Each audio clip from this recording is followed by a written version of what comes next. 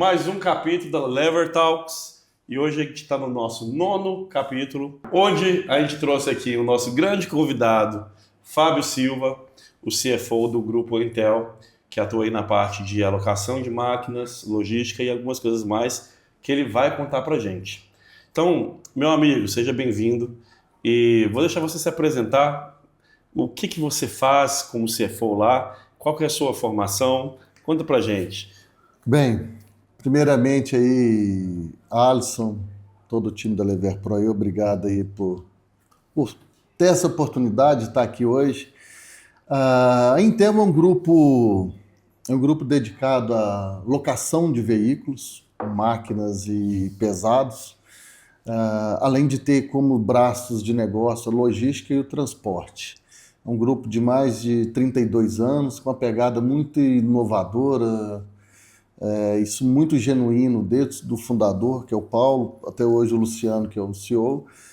E eu me somei a esse grupo há pouco mais de 2 anos para liderar o time financeiro, a parte implementar principalmente processos de FP&A, controladoria, uma visão de modelagem e valuation para o negócio.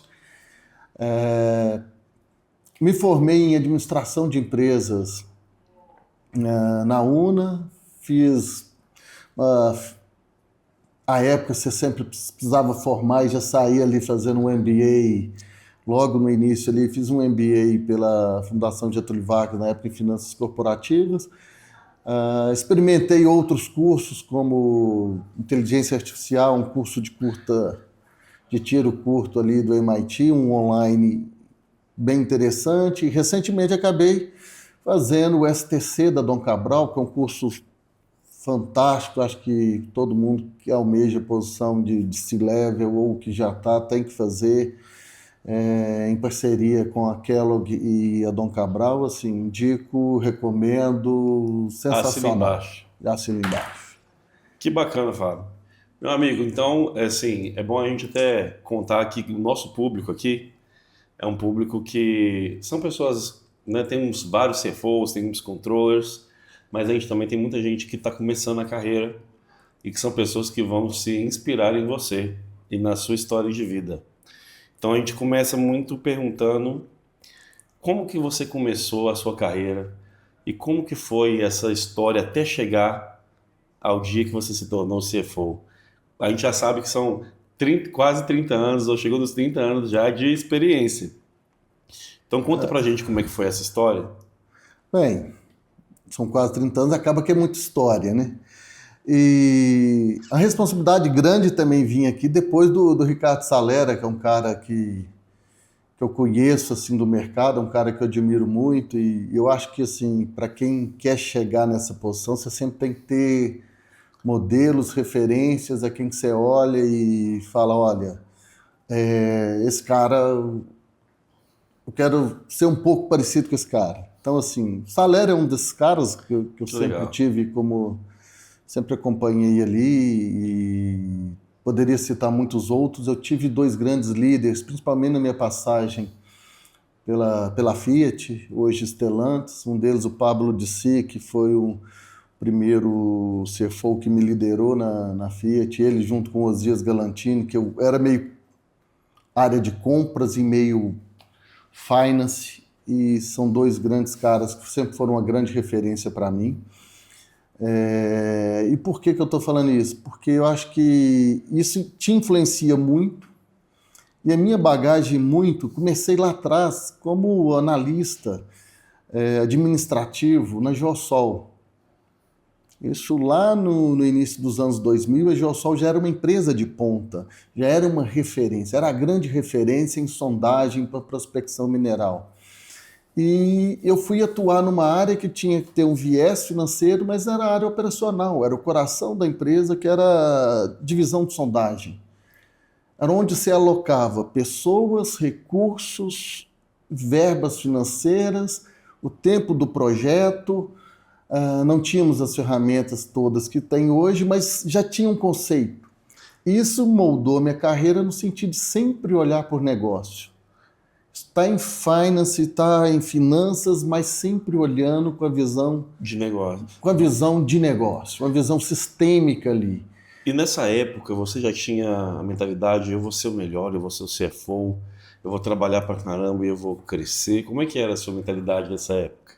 Cara, eu sempre tive uma visão muito colaborativa, uma visão assim de olhar para as áreas e deixa eu ver o que eu consigo ajudar, deixa eu ver o que eu consigo fazer. Para você ter uma ideia, nós estamos falando aí de 1999, anos 2000.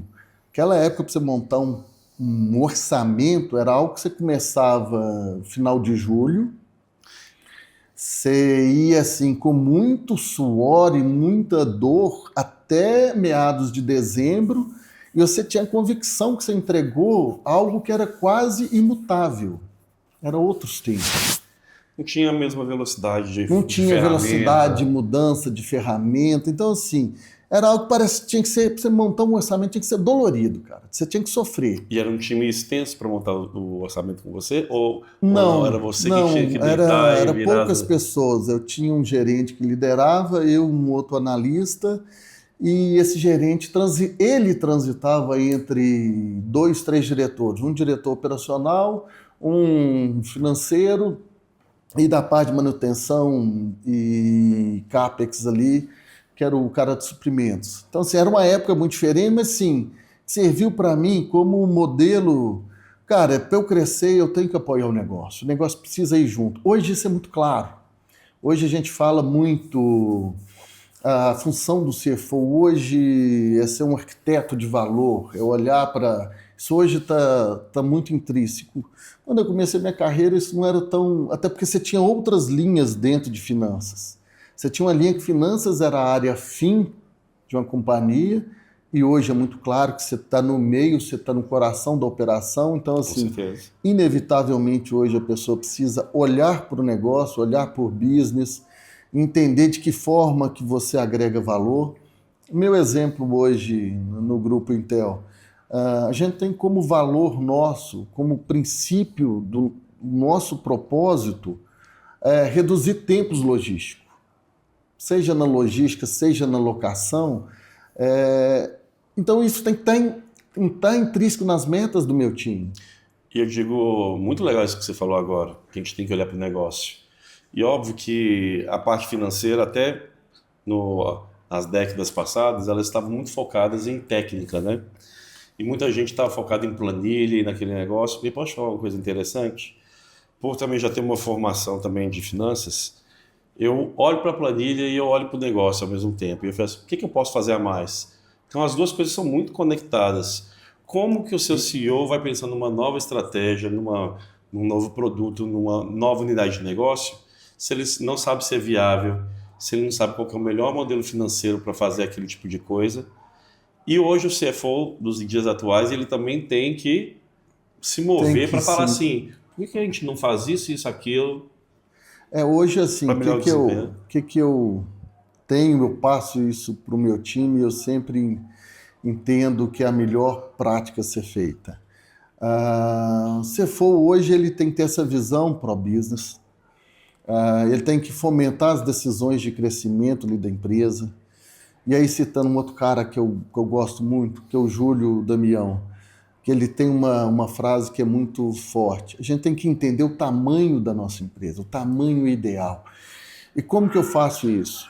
Olhando para aquilo que eu tenho disponível de ferramenta, seja planilha, seja uma plataforma, uma solução que me dê, que eu ganhe velocidade e que eu ganhe precisão para tomar essa decisão. Porque as decisões antes, você conseguia transitar ali alguns dias, semana. Hoje é questão de minutos, você precisa tomar uma decisão. Hoje é em tempo real, né? E se você não Um faz, seu novo concorrente investimento faz. para um cliente, um novo produto. Então, assim, é tudo muito, muito rápido. Então, a tomada de decisão, o seu poder de decisão e de reação tem que ser muito rápido. E eu falo muito nesse contexto que hoje a gente também não pode achar e torcer para o mundo se manter do jeito que ele é. Porque ele não vai se manter, ele está se mudando, ele está mudando o tempo inteiro, né? A gente tem que estar se planejando para o que vai acontecer para os novos mercados que estão nascendo, porque está acontecendo coisas absurdas o tempo inteiro. E aí o mundo está mudando numa velocidade que é impressionante. E faz parte do jogo. O jogo é esse, né? O jogo é esse. E, assim, cabe também a todo gestor financeiro, não só o CFO, mas a nível gerencial, e até todo o time tem que estar imbuído disso, que você precisa reinventar o negócio. Isso parecia que era algo muito de prática do Google, muito de startup, de empresas de tecnologia, mas não. Até recentemente agora, a Stellantis está lançando a primeira desmontadora de veículos. Eita! Que é o inverso, que é o contrário do que o negócio principal é. Então, o que ela vai fazer ali? Ela enxergou uma dor que pode ser um grande negócio, que passa por comprar carros em leilões, trazer esse carro, usar a expertise que ela tem, desmontar esses carros, avaliar o grau lá de cada peça, entender que cada peça pode ser útil ou aproveitada. Após isso aí tem um estudo de dados, de tecnologia, que fala, olha, o mercado hoje compra esse tipo de peça tal, esse outro tal. Então ela sabe melhor do que ninguém isso. Então ela está entrando num mercado de fornecer peças para o mercado paralelo, refatoradas, que não é fabricar automóveis, não é vender automóveis. E outra, tem uma parte das peças que você não vai aproveitar, que você vai fazer uma reciclagem, você vai vender os metais. E aí ela sabe qual metal é mais valioso. Teve um estudo muito inteligente em cima disso, né? Reinvenção do negócio. Reinvenção. Isso é agregar valor. Isso é que todo um time financeiro tem que estar atento, né? Atento o tempo inteiro. Então você vai lá, olha o número, olha o que você tem de métrica, de desempenho, mas sempre olha para o negócio e entende que existe uma oportunidade diferente do core business principal. E olha que postura impecável, né? E essa é a postura dos vencedores, viu? Você cria novos negócios. E eu sou, assim eu falo tranquilamente, eu sou fãzão do Elon Musk. E tá todo mundo criticando ele porque a Tesla tá, desde 2017, ela tá meio que em queda. Mas ele já tá preocupado com outras coisas. Ele não tá preocupado no mercado de carros elétricos. E o Elon Musk está mais preocupado agora em fazer os robotáxis. Então é um mercado tão... Ele obviamente tem um time de finanças que falou para ele, cara, essa sua ideia aqui do robotáxi, se ela funcionando, ela é um mercado que, incluindo também aquela ideia dele dos robôs humanoides, que ele é um mercado que ele vai ser 10, 100 vezes maior do que esse mercado de carros elétricos, que agora está todo mundo olhando para cá. E lá na frente, quando ele tiver com esse tanto de robotáxi... Uma das coisas que eu acho que é inegável no Elon Musk é a capacidade que ele tem de enxergar muito no futuro. Ele é um absurdo. Não é, acho que a tendência para 2027 é essa, não. Ele deve estar falando em 2057, 2077, então assim... E por mais que possa parecer abstrato, hoje isso tem que vir pro dia a dia financeiro. Não tem jeito, né? Porque o mundo tá... Hoje, para surgir um concorrente de produto, um novo concorrente, a qualquer hora vai acontecer. No segmento que eu estou inserido, por exemplo, a Intel sempre teve uma particularidade de trabalhar em nichos de mercado, encontrar nichos de mercado, e ao mesmo tempo de ser muito rápida, de se mover muito rápida. Hoje, quando você olha o setor de locação, apesar de ter oportunidades gigantescas pelo tamanho do mercado que precisa se formar, você tem as próprias montadoras entrando nesse negócio. Você já tem negócios diferentes que, às vezes, o público em geral não consegue entender, mas, por exemplo, eu hoje, como locadora de veículos, a Localiza não é concorrente minha. A Localiza está no rental car. Ela está na pessoa física. Você está na jurídica. Eu estou em gestão de frotas. Então, assim, são negócios diferentes. São business diferentes. apesar de tudo ser o mesmo ativo e tudo ser locação. E aí, assim, uma das coisas que a gente entendeu olha, tem muita gente grande chegando, não tem a expertise, não tem a velocidade que eu tenho, mas tem um poder de capital muito grande e tem uma estrutura muito grande que pode gerar ruído ou barulho. Vamos diversificar para negócios que tenham a mesma pegada, como logística, como transporte, mas mantendo a essência, mas também diversificando. E dentro da própria locação, a gente criou outras formas de diversificar o próprio negócio. Que bacana. Então, isso você tem que ter o tempo inteiro. E aí, você tem que entender, por exemplo, uma coisa eu tenho métricas de desempenho para locação de veículos, para locação de máquinas e para pesados. São projetos, apesar de ser tudo o mesmo formato contratual, mas são projetos com retornos diferentes. Tem que ser tudo muito bem avaliado, né? O tempo todo você precisa avaliar e você precisa tomar decisão baseada em números. E essas empresas de rental, elas às vezes não têm interesse de expandir para essa área ou elas ficam mais concentradas lá no rental, pessoa física mesmo. Aí é aquela questão de você olhar um pouco para frente. Qual que é o grande cenário hoje? Quando você olha para essas grandes montadoras, elas ainda não são um concorrente voraz igual vários que existem regionalmente. Ela ainda está no modelo incipiente, ela tem o core business dela ali, mas em algum momento elas vão colocar energia e quando eles vierem para o jogo, pode ser que seja tarde. Porque para ela, quando ela olha, uma montadora olha para um negócio de rental, a conta que ela está enxergando é de que forma que eu reduzo o meu custo fixo. A minha forma é de que forma que eu compro um ativo, rentabilizo, faço toda a operação e recebo. Para ela só alocar ali pode ser uma alavanca de valor que é reduzir o custo fixo de uma fábrica que é gigantesco. Caramba. Então, assim, são esses o olhar que hoje eu acho que o CFO tem que ter.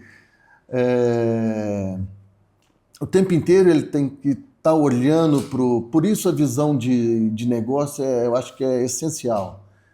Antigamente você ficava ali parado ali, você era o guardião dos números, você assumia toda a parte de controladoria, você ia discutir o custo.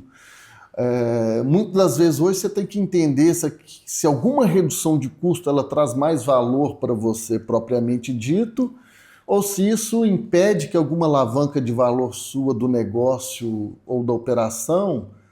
Então, assim, quanto você está deixando de dinheiro na mesa? Sempre tem que ser, né? Então, o tempo todo você tem que estar medindo essas coisas. Vou fazer uma pergunta. Que legal. Muito legal esse ponto de vista de gestão, inclusive, né? Uma boa pergunta.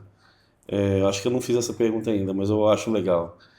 Qual que é a estrutura de um time de finanças que você acha que assim é uma estrutura eficiente? Um exemplo, poxa, eu quero ter um controller e o controller ele é uma pessoa que ele trabalha com a pessoa responsável pelo orçamento ou ele também lidera quem está fazendo o orçamento ou você coloca uma pessoa dentro desse time e eu tenho um contábil, fiscal. Como que é essa estrutura que você gosta de trabalhar assim? Uma dica para os ouvintes. Essa pergunta ela é boa porque ela é provocativa no seguinte sentido. Eu acho que não existe uma resposta única, uma resposta certa. Mas a resposta mais adequada passa muito pelo alinhamento com a cultura daquela empresa e daquele negócio específico. Até o porte, né? Vou tentar trazer exemplo. O porte influencia muito. Eu já tive experiência em negócio de proteína animal. Você precisa muito do volume de vendas, você depende muito de uma estrutura de custos muito eficiente, porque você tem uma margem muito baixa. Então, assim, para você rentabilizar bem, o volume é fundamental. E o quanto você reduz de custo ali, o mesmo exemplo se aplica na indústria automotiva. É muito disso. Tem negócios diferentes, e para esse negócio, a a posição de um controller é fundamental. Você precisa olhar para o custo com um olhar detalhista, com a lupa ali, entendendo que processo de otimização você faz no dia a dia ali para melhorar aquele custo. Tem outros negócios e outros setores, setores de CAPEX, de alto CAPEX, como que eu estou inserido, concessões, infraestrutura, de ciclos longos de maturação, você precisa olhar mais para o fluxo de caixa que aquilo gera. Aí você vai falar assim, mas reduzindo custo você não vai gerar mais caixa?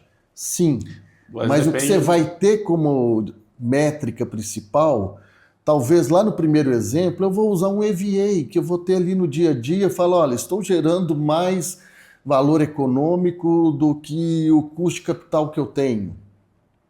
O controle tem um papel fundamental ali. Não só olhar para o lucro líquido, mas por um passo adiante. Um passo adiante. Nesses outros setores de ciclos longos, de investimentos pesados no momento zero, no momento inicial, eu tenho que olhar muito mais para frente. Eu tenho que ter uma visão de modelagem para 5, 10 anos. Por mais que tudo muda muito rápido, você vai ajustando aquilo. Para você enxergar o valor daquilo e o que é o valuation daquilo. Aí o EVA já não encaixa. Aí eu já vou para um CVA, que eu vou medir o quanto de caixa que eu gero após eu pagar ali o custo de capital. Então, assim, depende muito da estrutura do negócio, depende da cultura da empresa. Tem empresas que são mais dinâmicas, mais ágeis, e às vezes é melhor você ter um time de FP&A que transita pela empresa transversalmente ali, auxiliando o negócio, enxergando as oportunidades. Outros é melhor você ter um controle ali bem estabelecido, quase um guarda-costa ali do orçamento. Então, assim, é muito relativo essa resposta. Eu acho que você tem que entender cultura, negócio e que tipo de valor que você quer gerar. Que bacana. A gente tem muito na Intel, a gente olha muito para o valuation final da companhia. Então, assim, vamos fazer um determinado negócio. Isso a gente mede entre nível de risco, alavancagem que eu quero tomar ou não quero tomar, eu quero absorver, o retorno normal esperado por isso, e no fim do dia, quando eu olho o meu valuation ali para 5 anos, isso aumenta ou diminui. Então, essa percepção entre governança, risco e valor gerado. Que legal, que legal. Uma boa pergunta. Como é que foi o dia, como é que foi a passagem imagino que tenha sido de controller para CFO, no dia que falaram assim, você já estava esperando, ou falaram assim, agora você vai assumir a cadeira de CFO. Como é que foi essa experiência? Você se lembra dela? Lembro, foi muito sensacional esse momento, e eu acho que eu já estava pronto em partes, porque o que é determinante para você ir? É o modo de você enxergar, é a visão que você tem. E aí até, reforçando até que eu disse aqui anteriormente, quando você é controller, você tem ali um compromisso, por exemplo, o custo sempre tem que ser menor do que o que era. Quando vem um custo maior, você já... Gela. O seu corpo responde com aquilo ali. Não pode ser, e você sempre vai ali num viés quase investigativo para entender o que foi o desvio, o que aconteceu, o que não aconteceu, volume de vendas, preço médio, é o custo que aumentou, são as variáveis que você já mapeou ali macroeconômicas, ou são as commodities que aumentaram. Você quase tem uma resposta para aquilo, mas você assusta e vai atrás. A posição quando você vai virar essa chave para o CFO, aí você tem que entender todo o planejamento estratégico da empresa. Pode fazer sentido aquele aumento de custo no momento ali, porque isso a médio e longo prazo vai trazer uma capilaridade de clientes diferente. Aquela estratégia pode fazer parte de uma diversificação de negócio, de cliente. Então, você tem que fazer a leitura do macro e do estratégico muito mais Você tem que ter ela muito mais na sua frente ali, no seu mapa ali de você seguir, do que pura e simplesmente aquilo ali. É normal, às vezes, meu time trazer, olha, isso aqui está acontecendo isso, desviou, o custo veio maior, a receita não veio. E aí é um desafio que a gente tem que ter como CFO, de trazer esse planejamento estratégico, trazer estratégia para o dia a dia, para a pessoa ter aquilo ali. Mas para mim a grande diferença é essa, a visão de postura, de atitude que você tem que ter. Que legal. Mas então, quando o dia que você se tornou CFO, você falou assim, isso tudo que eu peguei, eu tô com a bagagem Naturalmente, eu tô com tudo na mala e... assim, você não dorme, controle, acorda CFO. Não, com certeza não. Você vai desenvolvendo... Mas tem um dia que acontece, não tem? O seu próprio líder ali vai sentindo, vai te dando oportunidades que você vai entregando e você mesmo vai se sentindo mais CFO, né? Mais CFO. Você vai ganhando confiança com isso também. E como é que foi essa experiência quando você chegou em casa e contou lá para sua família? Não queria dormir nesse dia, não. Depois eu falei, a vida segue...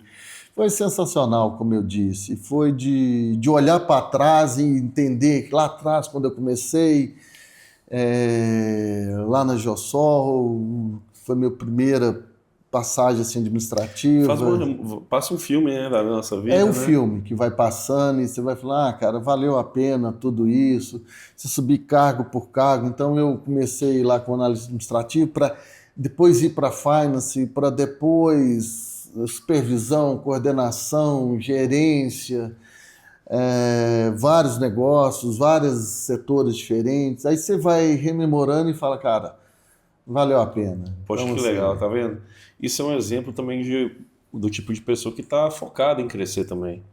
A gente vê que muita gente, às vezes a gente tem que empurrar, mas a gente vê as pessoas que chegam nesses cargos que elas sempre estão com energia e com foco em fazer as coisas acontecerem. Você tem que querer muito chegar nesse ponto. Tem que querer muito.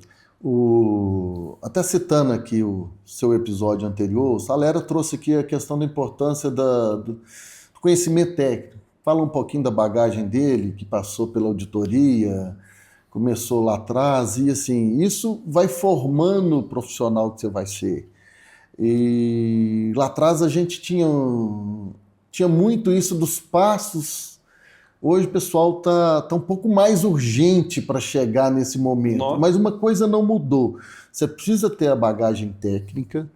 Então, você quer ser um bom CFO, você precisa ter um conhecimento contábil muito relevante, entender, ler um balanço, entender um DRE. Você precisa passear pela parte tributária fiscal, até mesmo para entender como oportunidade, como mitigação de risco, como melhoria da governança. Você precisa entender da tesouraria, porque é onde você vai mexer onde você agrega valor, melhorando sua NCG.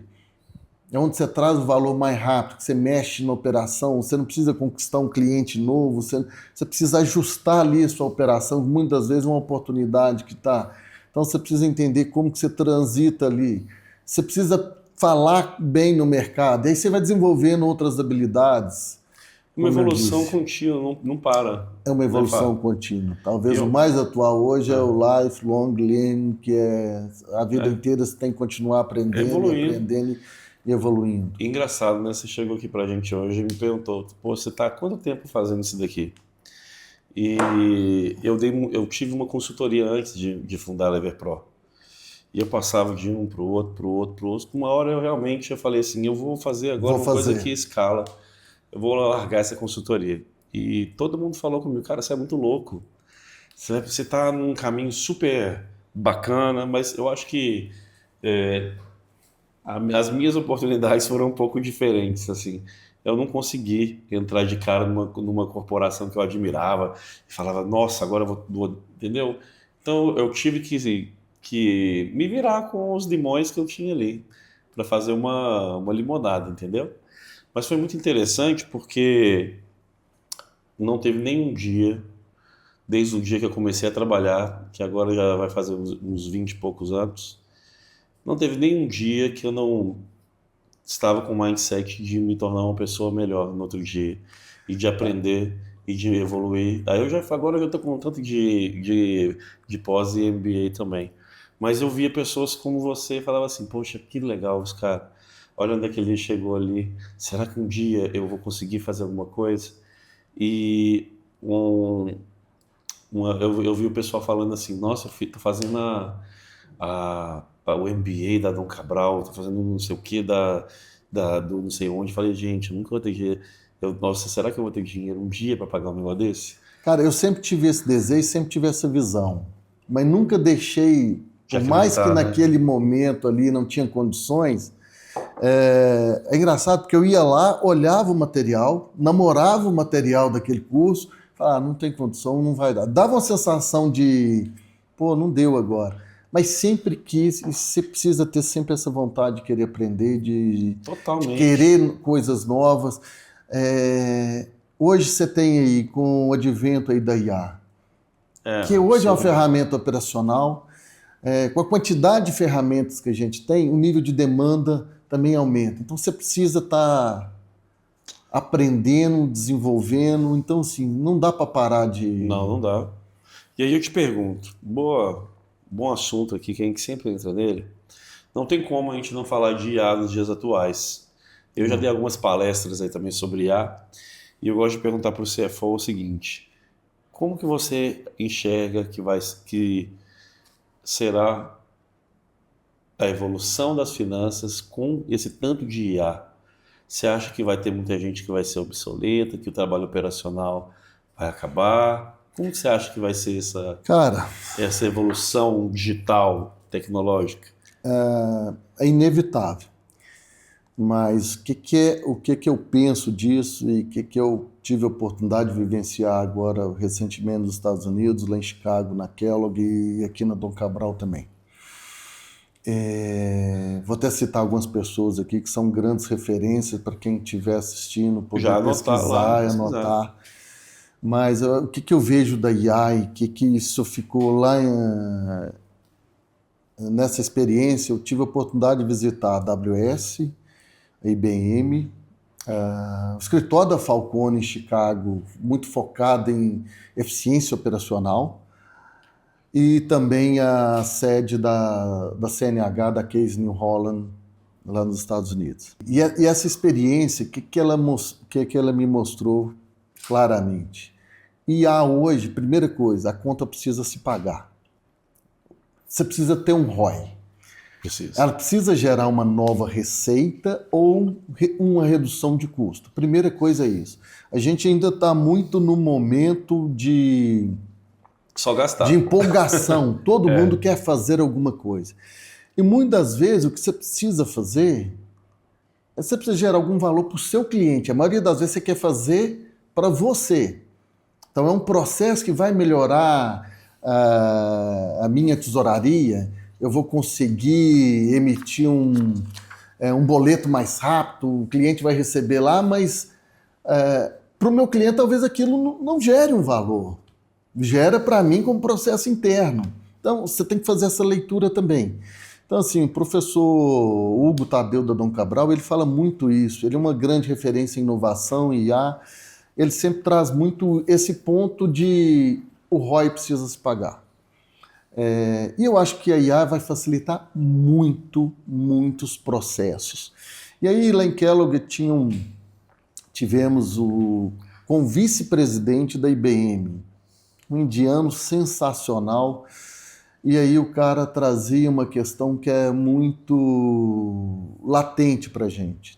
A AI vai chegar, vai ocupar espaço, é inevitável, só que ela também vai cair muito o custo de você ter. Então, assim, por isso você tem que ter cuidado com o que você quer fazer hoje, porque senão você está fazendo algo que é muito mais o momento.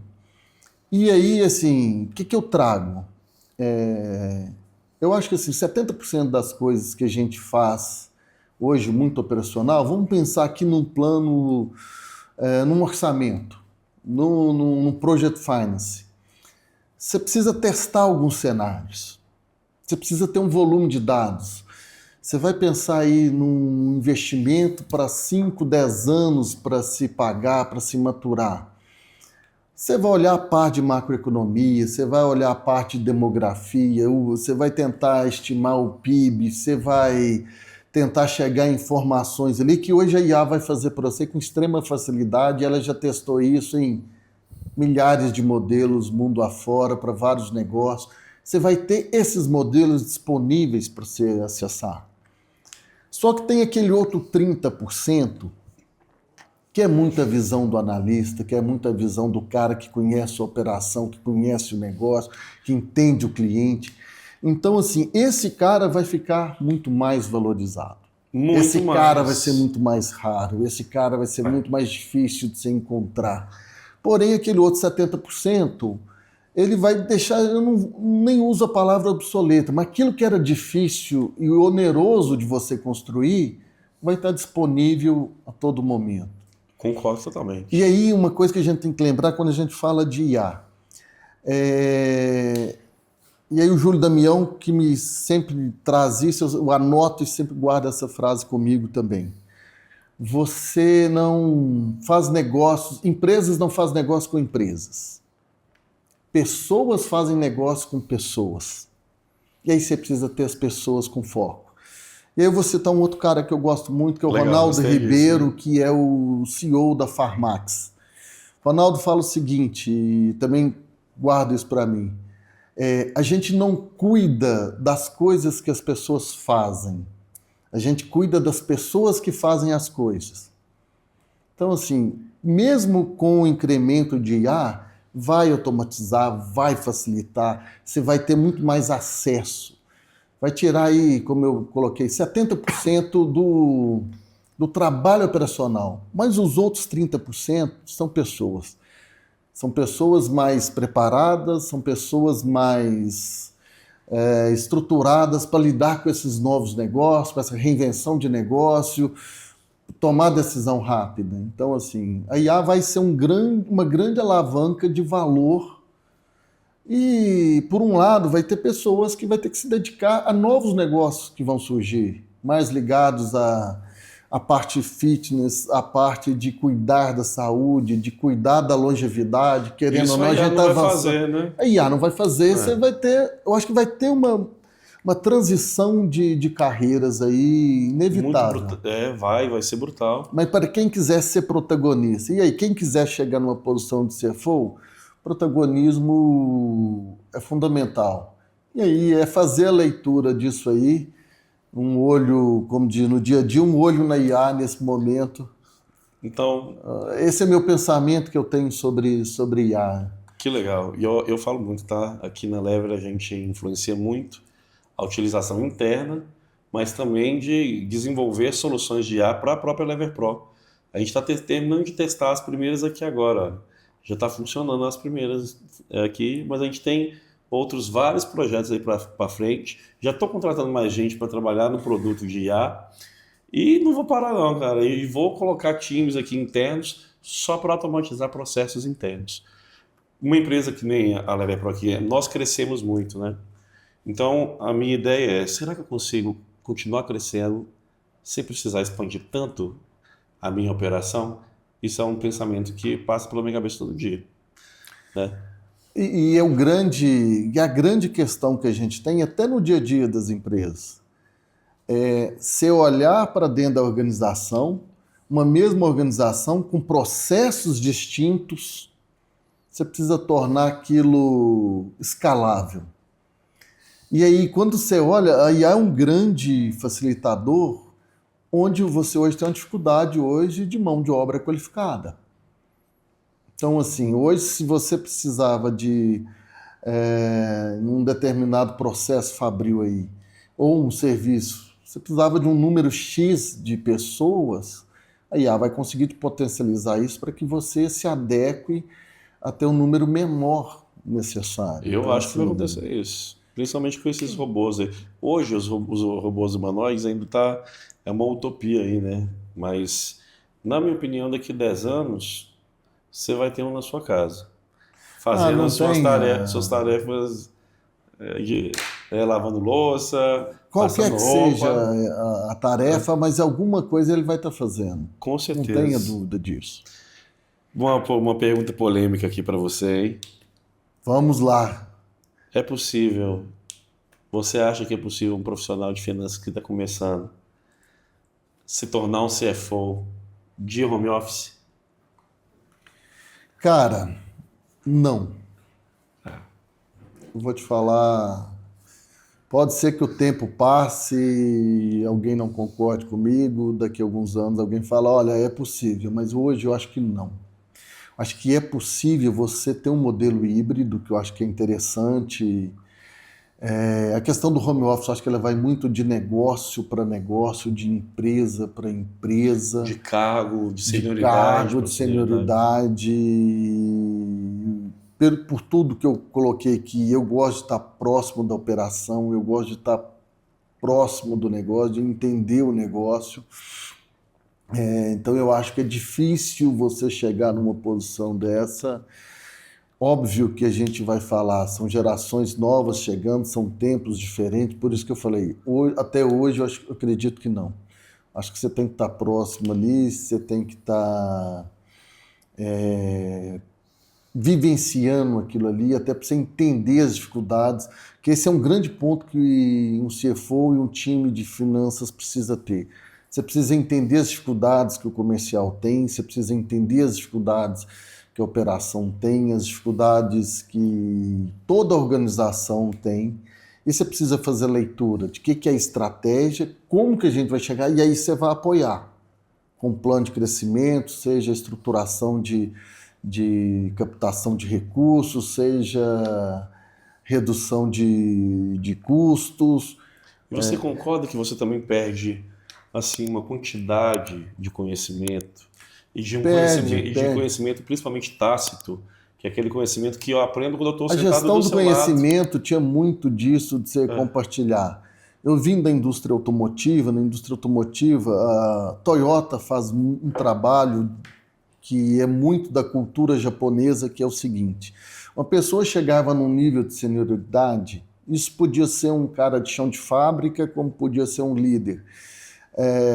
Depois de tantos anos ali executando aquele processo, a Toyota tirava esse cara desse processo e colocava ele como, antes de vir a questão de mentoria, de coach, colocava esse cara ali como um grande mentor para os que estavam chegando.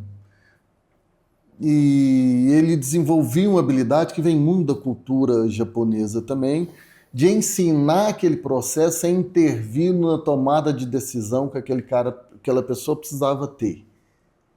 olha que legal, Tudo hein? isso dentro da questão de gestão de conhecimento. 100% home office é difícil você Eu fazer isso, considero até que. porque você perde o foco E porque não é muito. só. Porque tem gente que acha, eu não sei, né, se tem alguém que acha que CFO é só técnica, ele é até é muita técnica, mas na prática, né? Você É precisa muita aplicar. política, é muito negócio, é olhar para as externalidades, é olhar para uma série de coisas que não é mais robótico e não é um computador que vai fazer por. Ele pode fazer toda a parte operacional, mas a tomada de Se, decisão é difícil, né? vou te dar um exemplo, por exemplo, na indústria automotiva. A, a FCA, a Fiat Chrysler, à época quando foi conduzir a implementação da planta da Jeep em Pernambuco, isso lá em 2012, o conceito era claro. Era o escritório, o administrativo ficava no coração ali da planta e a parte de produção, de montagem dos veículos, ela passava assim por todo a planta e você ficava no meio observando e vendo, para que todo mundo tivesse a dimensão e tivesse ali a emoção que é ver aquele carro tomando forma, e se por algum motivo a linha parasse, e um conceito da indústria automotiva é a linha não pode parar, era você saber ali que toda a ação que você tinha no dia a dia, todo o seu processo, seja lá qual fosse a sua área, podia impactar naquilo ali. Então era assim, você na veia, você entender que você fazia parte de um negócio maior, que o seu processo estava intrínseco ali. Se um dia você tiver a oportunidade de visitar a planta da Jeep e entender como funciona a parte do administrativo lá dentro, você É uma loucura, vai né? lembrar de mim, aí você vai ver. Qual que é o grande legado aí? Cara, a gente precisa construir um carro. Qualquer que seja a sua atividade, você impacta nisso. Se não fizer isso, a gente pode ter uma perda, um prejuízo. Então, assim, acho que essa pergunta é polêmica, mas eu acho que nesse momento a gente vai evoluir como status de trabalho, como formas de trabalho, como carreiras, e talvez mais à frente isso possa fazer sentido. Hoje, para um CFO, eu acho difícil isso Eu também acontecer. acho que é impossível. Vamos para a próxima, então. Eu estou ultimamente ouvindo muito aí, muita gente começando os preparativos para uma mudança tributária. Você já está de olho nisso e o que que você acha que vai ser 100%. que você acha que vai ser o efeito disso Isso muda aí para o seu muito. setor? Muda muito, por exemplo, vou falar o meu caso. Eu tenho 3 negócios dentro da mesma organização. Para logística e para locação, tem alguns efeitos de regulação, de parametrização, de acompanhamentos, mas, por exemplo, no setor de transporte ele muda significativamente. E no meu setor, até na própria locação também. Mas qual que é as mudanças? Hoje a gente tem alguns créditos que a gente toma quando você faz algumas aquisições, que eu vou deixar de ter. Por exemplo, todo mundo que tem fornecedores no Simples Nacional, ou esse cara vai mudar lá para o sistema normal após a reforma tributária, ou você vai perder aqueles créditos. Ou isso virou aumento de custo na veia, ou vai virar um preço mais alto para o seu cliente. Então a gente está fazendo até alguns estudos e chamamos alguns parceiros que nos assessoram, especialistas, para a gente entender qual que vai ser isso no meu negócio. Então, se eu for olhar ali os meus negócios em 2032, pós-reforma tributária, como cada um vai se comportar. E aí uma coisa, por exemplo, a gente às vezes tinha uma modalidade de locação de veículo que, para eu personalizar e atender melhor o cliente, a manutenção ficava por conta do cliente. O que vai acontecer? Eu não vou fazer isso mais. Porque se a manutenção é dele, eu tenho menos créditos tomados e aí a minha alíquota vem normal após a reforma tributária. Então, se eu quero diluir esse acréscimo de alíquota, eu preciso ter o máximo de créditos dentro de casa. E aí eu ter fornecedores maiores que estão fora do regime do Simples Nacional como é hoje, é a primeira ação que vai ser tomada. Todos os setores vão se auto-organizar? Sim. Com certeza, né? Mas até lá você precisa... Então, assim, a primeira leitura que a gente tem é qual que é o impacto real. Que legal, que bom. Na minha rentabilidade e no meu negócio. Não tem como, né, você ser Não dá para eu negligente precificar tudo na conta do cliente, que nem todos vão querer aceitar isso.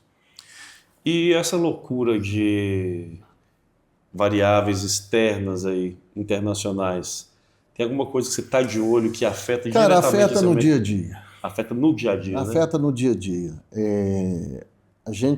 Um CFO, ele precisa entender o seguinte: o cenário da macroeconomia, ele vem para o dia a dia. Por mais que possa parecer que isso está longe, que isso não tem a ver com meu negócio. Meu negócio é vender no varejo e captar um cliente vendendo preço melhor. Mas vamos lá, o que a macroeconomia traz? O que as externalidades, com um conflito Palestina-Israel, você acha que não afeta? Afeta. O que afeta se o Irã fechasse o canal de Suez? Primeiro, você mexe numa variável que é energia, que move o mundo. Então isso tudo fica mais caro.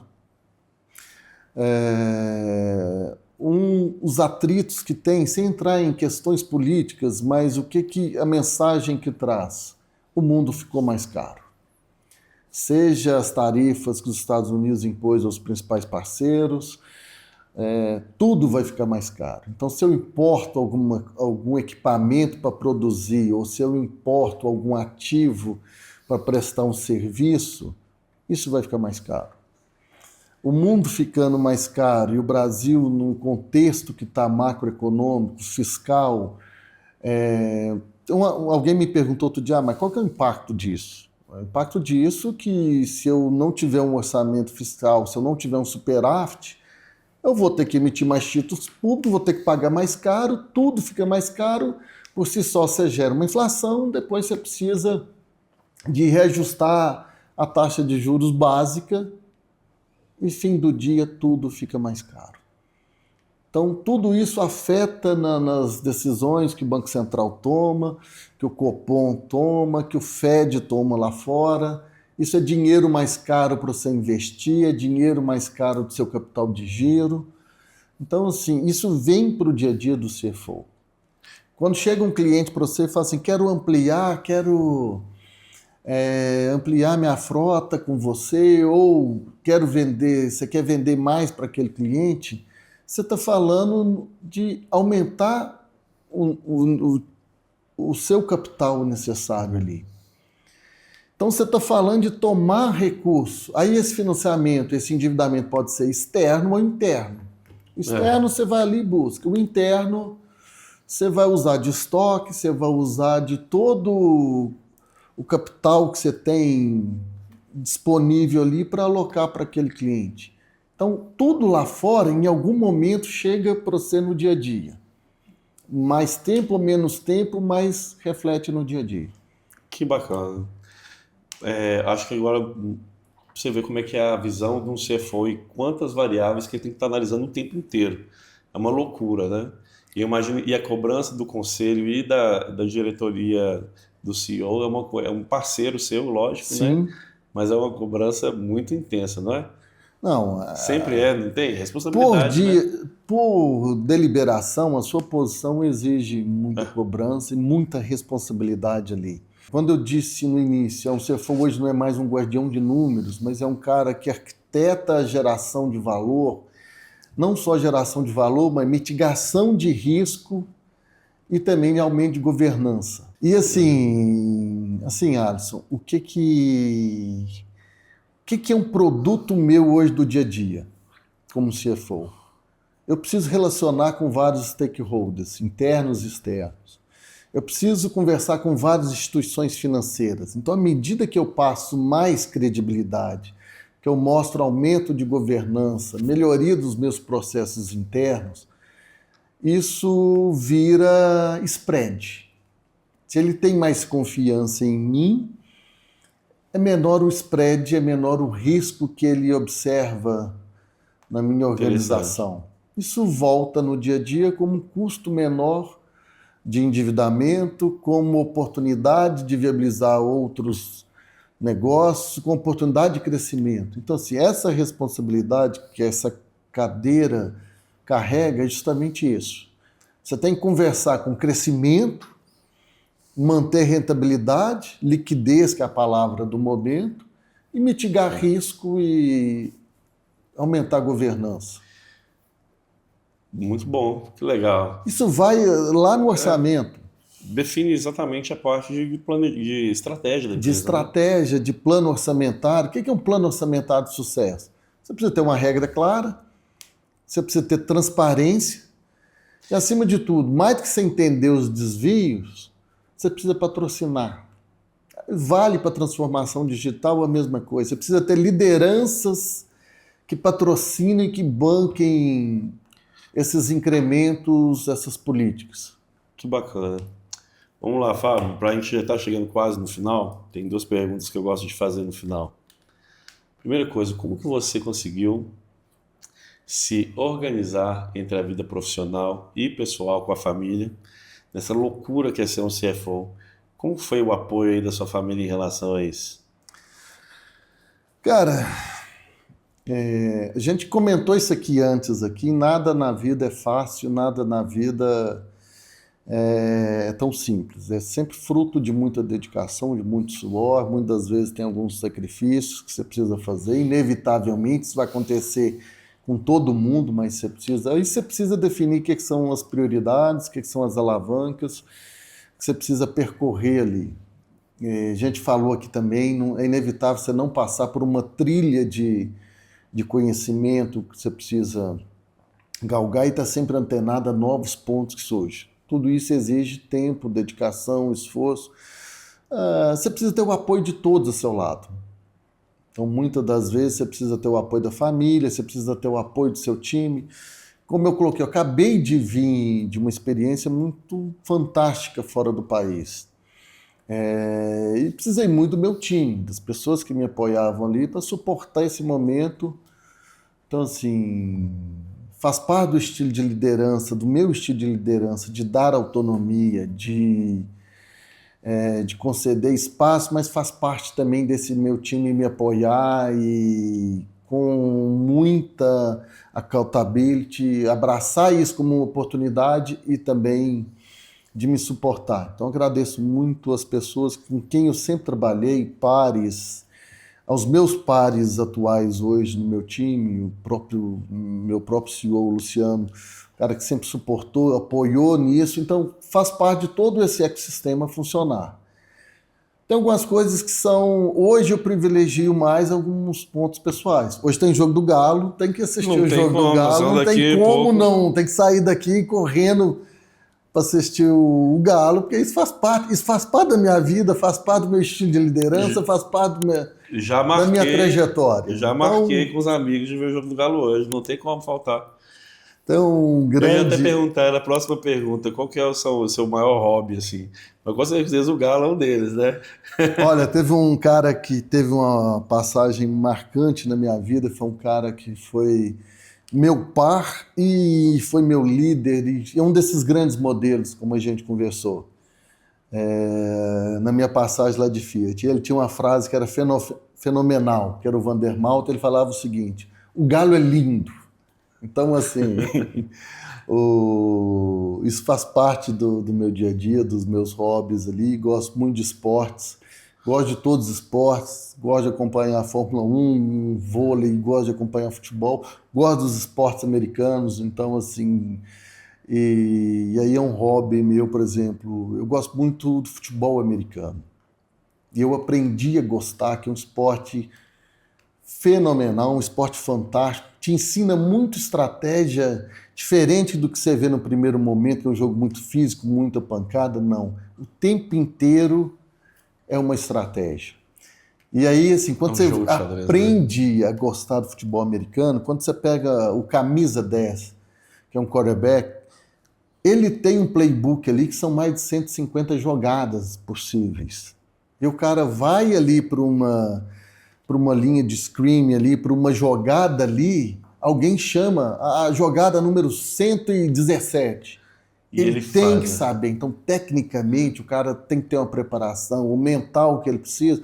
E eu gosto muito do futebol americano, que eu levo isso muito para o dia a dia. Você precisa tomar decisões rápidas, você tem as externalidades, você tem cenários, muitas vezes, conflitantes, cenários que vão te colocar sob pressão, seja o mercado, seja o ambiente externo. Você tem que ter muito repertório de vida, né? Você precisa ter isso. Então, assim, isso acaba ajudando. E aí, da mesma forma como você tem grandes referências no mundo profissional, você tem grandes ídolos. Eu acho que a minha geração é difícil uma pessoa que não tem Ayrton Senna como um grande ídolo, um grande modelo. Então, isso vale para tudo que a gente conversou aqui. Superação, dedicação, empenho, você ser tecnicamente muito bom, ser emocionalmente forte para você dar conta de tomar as decisões que você precisa tomar. Então, é inevitável. Que legal. E por último, né, para finalizar, mas muito boa essa resposta, viu? Muito inspiradora. Para finalizar, imagina que tem muita gente ali que está sonhando em crescer, se tornar um executivo, né, e ter uma boa carreira, mas principalmente para as pessoas que querem se tornar CFOs. Qual é o seu conselho de carreira para essas pessoas se tornarem CFOs ao longo da jornada? Cara, assim, isso é um funil. Nem todo mundo que entra vai conseguir e vai ter a disposição de chegar até esse momento um dia. Mas para isso, acho que é fundamental. Você sempre ter um nível de energia, um nível de entrega mais do que aquele que lhe é pedido. Eu tive uma grande escola na vida, e vou citar de novo a Fiat aqui, que sempre foi uma grande escola. Que isso, eu falo que a Fiat remonta ao Império Romano moderno. E tem um exemplo que é sensacional, que a gente tinha isso intrínseco. É o Império Romano avançando para conquistar a Gália. Você chega ali, você tem um rio que você precisa transpor. Você passar o rio, você pega aquela floresta que tem ali, derruba, constrói uma ponte, passa, vai lá, vence o inimigo, volta, desfaz a ponte, recolhe a madeira e traz para trás. Só isso. Então, assim, você precisa sempre entregar um pouco mais do que sempre é pedido. Carreira é de cada um. Todo mundo já tem muito isso aqui, mas eu sei que faz a sua carreira. Eu sempre trago isso muito para os meus times. Dê o melhor que você possa fazer. Aprenda, busque conhecimento sempre. Quero você aqui, acredito que podemos fazer um trabalho junto, mas pode ser que essa oportunidade vai surgir para você aqui comigo, numa outra área da empresa, ou pode ser que não seja aqui, seja numa outra empresa. Mas se você fizer a sua parte, 90% do caminho vai acontecer. Isso vai acabar acontecendo. Então, assim, para você chegar a CFO, você precisa visão sistêmica. Você precisa olhar para o macroeconômico e entender que isso reflete no seu dia a dia. Você precisa entender do processo e a cultura da empresa. Você precisa ter esse fit cultural de conversar com a empresa e entender o momento que ela está, onde ela quer chegar. Você precisa transformar todo esse conhecimento em algo que gere valor primeiro para os seus pares, para os outros setores da empresa, para o cliente entender que tipo de cliente que você quer, que você não quer. Então, sim, você tem que fazer essas leituras o tempo inteiro. Buscar conhecimento, boas ferramentas e navegar. Só isso que a pessoa precisa fazer. Então já ficou a dica aí, hein, pessoal? Ó, dedicação total. Estudar sempre, buscar conhecimento sempre, se dedicar ao máximo, faça o melhor. Eu tenho, como eu citei, o Ayrton Senna é um grande ídolo, cara. E é um cara que ganhava corridas, nunca estava com o melhor carro, e era na grande adversidade, era na chuva que ele se colocava para isso. Mas eu concordo totalmente e vou falar uma coisa. Eu sou um fanzaço do Ayrton Senna. E o Ayrton Senna tem um seriado agora na Netflix que quem não emociona naquele seriado é absurdo aquele seriado. E a gente cita aqui o Ayrton Senna, você tem o Ayrton Senna, você tem o Michael Jordan, que é outro cara sensacional. Para você sair do esporte, cara, tem um outro exemplo que eu acho sensacional, que tem que servir de referência. Você tem a irmã Dulce, que fez um trabalho fantástico, sensacional ali na Bahia, assim. Aquilo é você dar o melhor que você pode fazer da sua vida, naquilo que ela faz. Então, assim, você tem grandes exemplos que você tem que... E nada deles é diferente de muito trabalho, muita entrega e está sempre disposto a ajudar. Então, ficamos aí com a mensagem final, né? Para falar a verdade, eu acredito exatamente nisso. Que se você se dedica ao máximo e dá 100%, 1000% de você mesmo, a probabilidade de uma coisa dar errada é zero, porque você vai acontecer, cara. Vai acontecer, porque se você não desistir e não parar de tentar, tem que... Se aconteceu para alguém, vai acontecer para você. O grande segredo da vida que a gente chega, depois de quase 30 anos de carreira, que eu falo prossiga. Segue sempre adiante. É isso aí. Não deu hoje, continua que vai dar certo. Tá cansado, dorme um dia, volta e tenta de novo. Tenta de novo e que vai dar certo. E assim, até por isso que hoje a gente está aqui. Porque eu devo ter um parafuso a menos ali, porque eu não desisto por nada do mundo de nada. E é sempre mais fácil desistir, né? Nossa, só muito mais fácil você continuar e seguir, que é o grande segredo, que o que vale é o caminho ali, as experiências, as vivências, as pessoas que você leva, que vão te ensinando, e você vai melhorando, vai se moldando para aquilo. Exatamente. Então é isso, meu amigo Fábio. Muito obrigado. Disposição sempre. E a gente fica aqui no final do nosso Lever Talks. número 9, e vamos para a próxima aí, que ainda vai ter muita gente bacana. Sempre adiante, e agradeço, junto, conta comigo aí que você precisar, meu pai. Agradeço por essa honra. É isso aí. Valeu, meu amigo. Valeu, meus amigos. Eu que agradeço, gente. Um abraço. Isso aí.